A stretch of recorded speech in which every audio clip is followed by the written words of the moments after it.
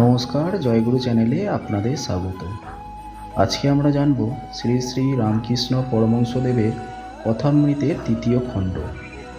এই কথামৃতের তৃতীয় খণ্ডটি মূলত 1884 সালের বিভিন্ন সময় শ্রীরামকৃষ্ণের দেওয়া উপদেশ ও কথোপকথনকে অন্তর্ভুক্ত করেছে। এতে তার শিষ্যদের সাথে আলাপচারিতা, ধর্ম ও ভক্তির বিভিন্ন দিক, আধ্যাত্মিক সাধনার গুরুত্ব এবং সংসার ও ত্যাগ সম্পর্কে তার শিক্ষা স্থান পেয়েছে। এই খণ্ডে কয়েকটি গুরুত্বপূর্ণ বিষয়গুলি হল: প্রথমত, নির্গুণ ও সগুণ ব্রহ্ম। ঈশ্বর নিরাকার ও সাকার এই দুই রূপেই উপলব্ধ হতে পারেন। দ্বিতীয়ত, ভক্তির মহত্ব। প্রেম ও ভক্তি দিয়ে ঈশ্বরকে পাওয়া যায়। জ্ঞান চর্চার চেয়ে হৃদয়ের ভক্তি বেশি কার্যকর। তৃতীয়ত, সংসার ও ত্যাগ। গৃহস্থ জীবনের মধ্যেও ঈশ্বর চিন্তা করা সম্ভব, কিন্তু আসক্তি ত্যাগ করা জরুরি। চতুর্থত, শিষ্যদের উপদেশ। নারায়ণ রূপে মানুষের সেবা ঈশ্বর লাভের জন্য এক নিষ্ঠতা ও সাধনা। বিভিন্ন ভক্তদের সাথে আলোচনা। কেশব সেন, গিরিশ ঘোষ মাস্টারমশাই তথা মহেন্দ্রনাথ গুপ্ত প্রমুখের সাথে কথোপকথন। এইগুলি তৃতীয় খণ্ডে আলোচিত করা হয়েছে। এবার এই নির্গুণ ব্রহ্ম অর্থাৎ নিরাকার ঈশ্বর এবং সগুণ ব্রহ্ম অর্থাৎ সাকার ঈশ্বর এর বিষয়ে শ্রীরামকৃষ্ণ কি বলেছেন? নির্গুণ ব্রহ্মের কোনো রূপ, গুণ বা বৈশিষ্ট্য নেই। তিনি বিশুদ্ধ চৈতন্য স্বরূপ। নির্গুণ ব্রহ্মকে উপলব্ধ করা কঠিন, কারণ তিনি ইন্দ্রিয় ও বুদ্ধির অতীত। যোগীরা ধ্যানের মাধ্যমে এই চৈতন্য উপলব্ধি করতে পারেন। এটি মহাশূন্যের মতো সর্বত্র আছে, কিন্তু ধরার মতো নয়। উদাহরণস্বরূপ বলেছিলেন, বায়ু বা আকাশ যা দেখা যায় না, কিন্তু সব জায়গাতেই আছে। সগুণ ব্রহ্ম সম্পর্কে কি বলেছিলেন? সগুণ ব্রহ্ম ভক্তদের কল্যাণের জন্য রূপ ও গুণ নিয়ে প্রকাশিত হন। ঈশ্বর যখন ভক্তদের আহ্বানে সাড়া দেন, তখন তিনি সাকার রূপ নেন। শ্রীকৃষ্ণ, শ্রীরাম, মা কালী, শিব এরা সবাই সগুণ ব্রহ্মের প্রকাশ। সগুণ ব্রহ্ম ভক্তদের সঙ্গে লীলা করেন, তাদের কৃপা করেন। উদাহরণস্বরূপ বলেছিলেন, বরফের মতো জল যখন জমে যায়, তখন তা ধরতে পারা যায়। নির্গুণ ও সগুণ ব্রহ্মের মধ্যে সম্পর্ক শ্রীরামকৃষ্ণ বলতেন, জল ও বরফ এক। বরফ জল থেকে আসে এবং আবার গলে গিয়ে জল হয়। তেমনি নির্গুণ ব্রহ্ম যখন ভক্তদের জন্য প্রকাশিত হন, তখন তিনি সগুণ রূপ নেন, আবার সেই সগুণ রূপ নির্গুণে বিলীন হয়ে যায়।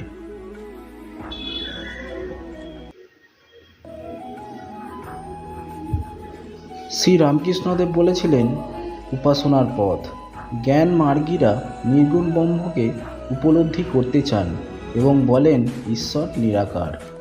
ভক্তি মার্গীরা ঈশ্বরের সাকার রূপে ভজন ও সেবা করেন এবং বলেন ঈশ্বর প্রেমময়। তবে উভয় পথই একই ঈশ্বরের উপলব্ধি হয়, শুধু দৃষ্টিভঙ্গি বিভিন্ন। শ্রীরামকৃষ্ণ বলতেন, যেমন কেউ শূন্য আকাশের সৌন্দর্য দেখে তৃপ্তি হয়, আবার কেউ চন্দ্র সূর্যের রূপ দেখে আনন্দ পায়, তেমনি কেউ নির্গুণ ব্রহ্মে লীন হয়, আবার কেউ সগুণ ব্রহ্মকে হৃদয়ে ধারণ করে। যে যেমন ঈশ্বরকে ডাকবে, তিনি তেমন রূপই প্রকাশিত হবেন।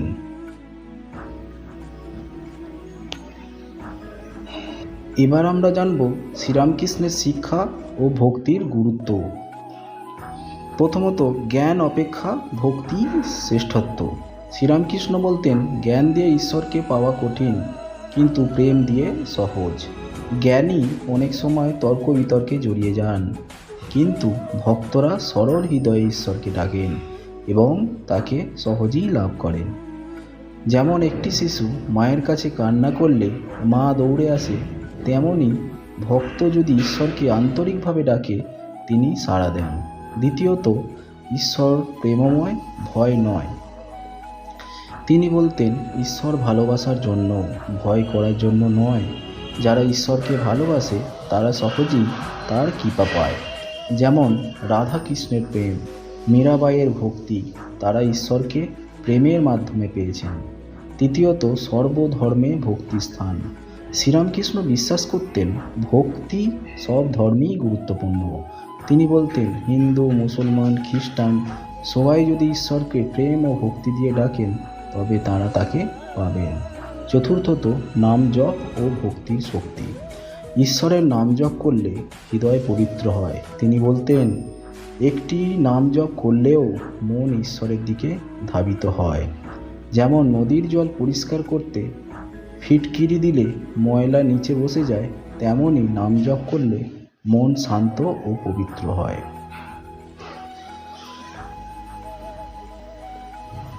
এই তৃতীয় খণ্ডে শ্রীরামকৃষ্ণদেব ভক্তি মার্গের ধাপ শিখিয়েছিলেন।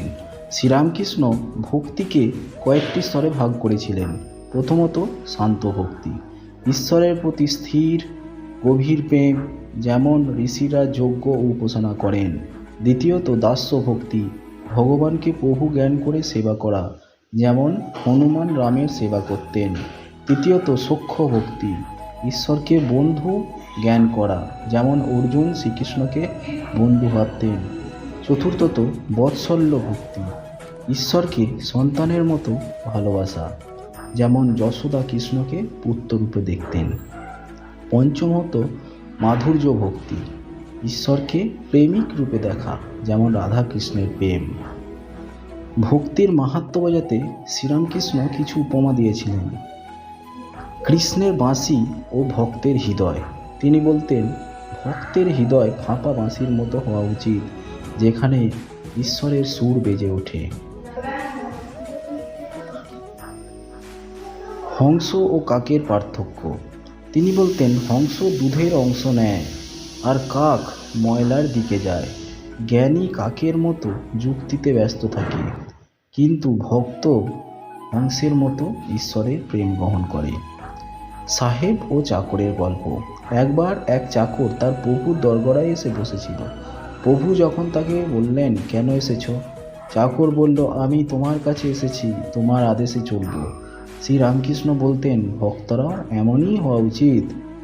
তারা ঈশ্বরের কাছে আসে, তার ইচ্ছায় সব কিছু করে।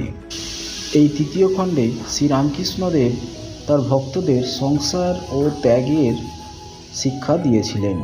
শ্রীরামকৃষ্ণ সংসার ও ত্যাগ সম্পর্কে একটি সুন্দর সামঞ্জস্যপূর্ণ দৃষ্টিভঙ্গি প্রদান করেছিলেন। তিনি বলতেন, সংসারে থেকেও ঈশ্বর চিন্তা করা সম্ভব, তবে আসক্তি ত্যাগ করা জরুরি। তার মতে সংসার নিজেই বন্ধন নয়, আসক্তি আসল বন্ধন। প্রথমত, সংসার ত্যাগ মানে হৃদয়ের আসক্তি ত্যাগ। তিনি বলতেন, মন থেকে আসক্তি ত্যাগ করো, বাইরে থেকে নয়। ভিতরের নিরাসক্ত থেকেও সংসারে থাকা যায়। উদাহরণস্বরূপ বলেছিলেন, পদ্ম পাতার জল। পদ্ম পাতার উপরে জল থাকে, কিন্তু সেটি কখনো পাতার সঙ্গে মিশে যায় না। তেমনি সংসারে থেকেও মন ঈশ্বরের দিকে রাখতে হবে। দ্বিতীয়ত, গৃহস্থের জন্য শ্রীরামকৃষ্ণের শিক্ষা। সংসারীদের প্রতি তার উপদেশ ছিল, সংসারে থেকো, কিন্তু মন ঈশ্বরে রাখো। তিনি বলতেন, সন্তান, পত্নী, ধন সম্পত্তি এসব থাকবে, কিন্তু মনে ঈশ্বরের প্রতি আসক্তি রাখবে। তিনি উদাহরণ দিতেন, দুধের মধ্যে থেকে মাখন তুলে নাও, তাহলে দুধে আগুন লাগলে মাখন গলে যাবে না। অর্থাৎ ঈশ্বর চিন্তা করলে সংসারের দুঃখ কষ্ট মনকে ব্যাধিত করবে না। তৃতীয়ত, সম্পূর্ণ ত্যাগ ও সন্ন্যাসের পথ। তিনি বলতেন, যাদের হৃদয়ে প্রবল বৈরাগ্য এসেছে তারা সংসার ছেড়ে দিয়ে ঈশ্বরের দিকে যাবার জন্য প্রস্তুত, কিন্তু সবাই সন্ন্যাসী হতে পারে না। তাই তিনি বলতেন, সন্ন্যাসীদের উচিত সম্পূর্ণভাবে ঈশ্বরে লীন হওয়া, সংসারের কোনো ভাবনা না রাখা। উদাহরণস্বরূপ তিনি বলতেন, সাপের খোলস ত্যাগ। যেমন সাপ পুরনো খোলস ফেলে নতুন রূপ নেয়, তেমনি প্রকৃত সন্ন্যাসীরা সংসার ত্যাগ করে সম্পূর্ণরূপে ঈশ্বরের সাধনায় নিয়োজিত হন। সংসার ও ত্যাগের মধ্যে সামঞ্জস্য। শ্রীরামকৃষ্ণ সংসারীদের বলতেন, সংসার করো কিন্তু মন ঈশ্বরে রেখো, যেমন এক হাতে ঈশ্বরকে ধরো আর এক হাতে সংসার সামলাও। তিনি বলতেন, ধন থাকবে কিন্তু ধনের উপর আসক্তি থাকবে না। সংসারে থেকেও মুক্তি সম্ভব কিভাবে? তিনি বলতেন, সাধন করলে সংসারেও মুক্তি পাওয়া যায়। উদাহরণস্বরূপ বলেছিলেন, তৈলাক্ত হাত, যদি হাতে তেল থাকে তবে কাঁঠাল ধরলেও হাত আটকাবে না। তেমনি ঈশ্বর চিন্তা থাকলে সংসার ছুঁলেও আসক্তি জন্মাবে না। তিনি বলতেন, নারায়ণ রূপে স্ত্রী পুত্রকে দেখো, সংসারই আর বাধা হবে না। এই তৃতীয় খণ্ডে শ্রীরামকৃষ্ণ তার শিষ্যদের কী কী উপদেশ দিয়েছিলেন। শ্রীরামকৃষ্ণ পরমহংসদেব তার শিষ্যদের প্রতি অত্যন্ত স্নেহশীল ছিলেন এবং তাদের জন্য বিভিন্ন মূল্যবান উপদেশ দিয়েছেন। তার উপদেশ মূল লক্ষ্য ছিল আধ্যাত্মিক উন্নতি, ঈশ্বর চিন্তা ও নৈতিক জীবনযাপন। প্রথমত, ঈশ্বর ভক্তি ও একনিষ্ঠতা। তিনি বলতেন, একনিষ্ঠভাবে ঈশ্বরের চিন্তা করো। এক হৃদয়ে দুই প্রেম রাখা যায় না, একদিকে সংসার আর একদিকে ঈশ্বর। তিনি উদাহরণ দিতেন, যেমন কোনো পাত্র একবার পূর্ব দিকে তাকালে তা পশ্চিম দিকে যেতে পারে না, তেমনি মনকে ঈশ্বরের দিকে একাগ্র করতে হবে। দ্বিতীয়ত, সত্য ও সরলতা বজায় রাখা। তিনি বলতেন, সত্যবাদী হও, কারণ ঈশ্বর সত্যরূপ। সত্যবাদী হলে ঈশ্বরকে সহজেই পাওয়া যায়। তিনি বলতেন, সরলতা হওয়া দরকার। যেমন শিশুরা সরলভাবে ঈশ্বরকে ডাকে, তেমনি সরল চিত্ত হয়ে ভগবানের নাম করতে হবে। তৃতীয়ত, নাম জপ ও ধ্যানের গুরুত্ব। তিনি বলতেন, যত পারো ঈশ্বরের নাম জপ করো। নাম জপ করলে মন পবিত্র হয়। উদাহরণস্বরূপ বলেছিলেন, একটি নামও যদি হৃদয় থেকে বলা হয় তবে সেটি 1000 বার বলা সমান। তিনি বলতেন, গভীর ধ্যান করলে ঈশ্বরের দর্শন পাওয়া যায়। চতুর্থত, সৎসঙ্গ ও সৎগুরুর প্রয়োজনীয়তা। তিনি বলতেন, সৎসঙ্গ করো, ভালো মানুষের সাহচর্য করলে মন শুদ্ধ হয়। তিনি বলতেন, গুরু ছাড়া পথ জানা যায় না। যেমন নদী পার হতে মাঝির প্রয়োজন হয়, তেমনি আধ্যাত্মিক জীবনে গুরুর দীক্ষা দরকার। তারপর বলেছিলেন, অহংকার ত্যাগ ও বিনয় চর্চা। শ্রীরামকৃষ্ণদেব বলতেন, অহংকার থাকলে ঈশ্বর লাভ হয় না, বিনয়ী হও। যেমন গাছ ফল ধরলে নত হয়, তেমনি জ্ঞানী হলে বিনয়ী হওয়া উচিত। সেবার মাধ্যমে ঈশ্বর ভক্তি।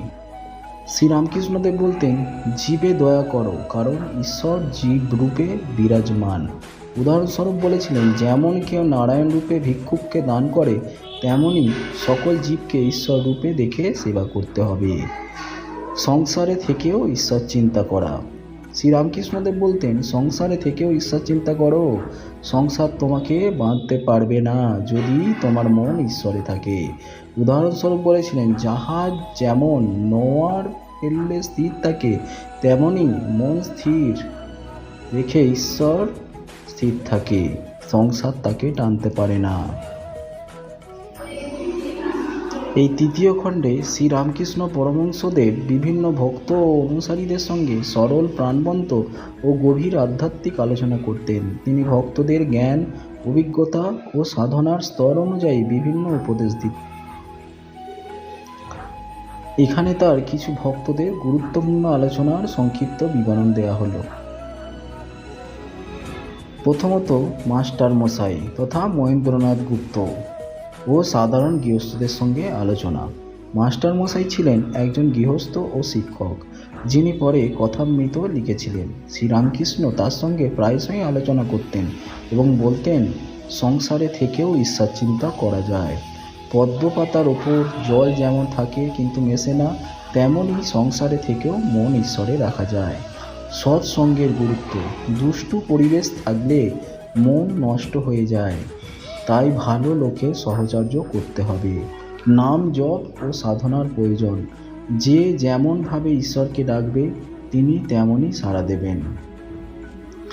দ্বিতীয়ত, গিরিশচন্দ্র ঘোষ ও ভক্তির সহজ পথ।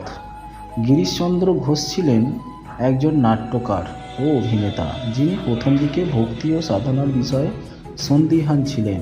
শ্রীরামকৃষ্ণদেব তাকে বলেছিলেন, ঈশ্বরের ওপর সম্পূর্ণ ভরসা রাখো।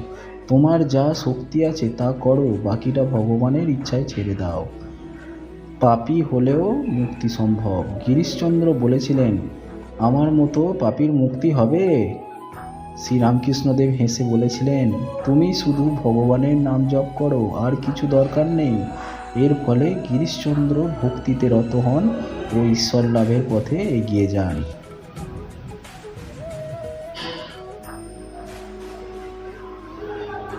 শ্রীরামকৃষ্ণদেব তার ভক্ত বিজয়কৃষ্ণ গোস্বামীর সাথে জ্ঞান ভক্তির আলোচনা করেছিলেন। বিজয়কৃষ্ণ গোস্বামী ছিলেন একজন বৈষ্ণব সাধক। শ্রীরামকৃষ্ণ তার সঙ্গে জ্ঞান ও ভক্তির পার্থক্য নিয়ে আলোচনা করেছিলেন। জ্ঞান ও ভক্তির তুলনা। জ্ঞান কঠিন পথ, কিন্তু ভক্তি সহজ ও আনন্দময়। ঈশ্বরকে ভালোবেসে ডাকা সহজ, কঠোর তপস্যা কঠিন। ভক্তি সর্বশ্রেষ্ঠ। জ্ঞানীরা বলে আমি ব্রহ্ম, কিন্তু ভক্ত বলে আমি তোমার দাস হে ভগবান, আর এই দাসত্ব আনন্দ পায়।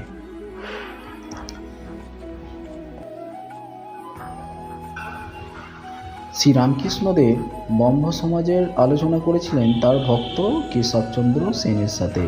কেশবচন্দ্র সেন ছিলেন ব্রহ্ম সমাজের নেতা। শ্রীরামকৃষ্ণ তার সঙ্গে ঈশ্বরের নির্গুণ ও সগুণ রূপ নিয়ে আলোচনা করতেন। নির্গুণ ও সগুণ এক। ঈশ্বর কখনো নির্গুণ, কখনো সগুণ। যেমন জল কখনো বরফ হয়, কখনো গলে যায়। নাম জপের শক্তি। যে সত্যি ঈশ্বরকে চায় সে শুধু তার নাম জপ করলেই মুক্তি পাবে। সাধারণ মানুষের জন্য সহজ পথ। ব্রহ্ম জ্ঞানের পথে কঠিন তপস্যা করতে হবে, কিন্তু নাম জপ ও ভক্তি করলেই ঈশ্বরকে পাওয়া যায়। শ্রীরামকৃষ্ণদেব গোপাল মায়ের সঙ্গে মাতৃভাণ্ডারের আলোচনা করেছিলেন।